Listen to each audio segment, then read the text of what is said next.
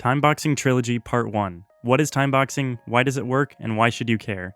Written by Khatzumoto, posted in June of 2010. This is the first part in a multi-part series on timeboxing. I'm expecting the series to run for about 3 parts, plus maybe 1 or 2 extra posts to answer any questions that come up along the way. This first article is just a placeholder to help us get our bearings. The real tofu and potatoes will come in the next 2 parts, where I'll discuss 2 timeboxing variants that I've recently been using, dual timeboxing and decremental timeboxing, both of which are AJATT originals as far as I know. What is timeboxing? If you're not familiar with timeboxing, Wikipedia, Steve Pavlina, Lightmind, JD Meyer, WiseGeek, Work Awesome, and Dave Chiang all have great, easy-to-read introductions to the concept. My first exposure to the idea was Mr. Pavlina's article. While we're being definitional, while I talk about timeboxing here at AJATT, I'm generally referring to what Wikipedia calls personal timeboxing. Anyway, the short answer is this. Timeboxing is a technique where we place deliberate, prior, artificial limits on the time to perform a given task. Within reason, the tighter or shorter the time limits, the better. Why timeboxing?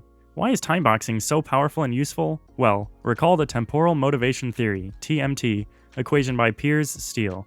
This equation tells us that for any given task, U equals EV over delta D, or utility equals expectancy times value divided by distractions times deadline, where U equals utility, i.e. fun. The idea is that humans always make the choice they believe maximizes U. If I remember correctly, humans always want and choose to do the thing that has the highest U.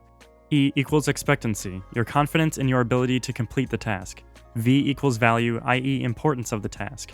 Delta equals distractions, and D equals deadline, delay, how much time you have to do the task.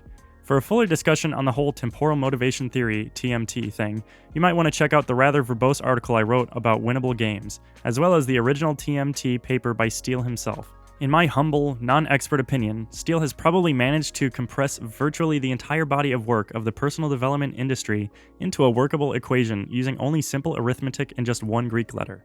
Hot stuff. So timeboxing works by artificially limiting D. By giving you a smaller delay, less time, to work with, the utility U shoots up and the power of distractions, delta, is weakened. In fact, the more we shrink D, the weaker delta becomes. So if you could only do one thing to help your situation with regard to some task you've been avoiding, reducing the amount of time you have to do it would be it. While we're here, this seems like a good time as any to bust out Parkinson's law. Of course, it's not a real law, but it might as well be. Quote, work expands so as to fill the time available for its completion, end quote. So reducing D makes Parkinson's law our friend rather than our enemy, because not only do we actually get the work done, but we also find that there is less work to do. More accurately, limiting the time causes us to make choices that reduce the quantity of work. We trim down the task to size. That's all for now. Come back to the next installment in the series. Feel free to share any ideas, info, and/or insight you might have down below in the comments section.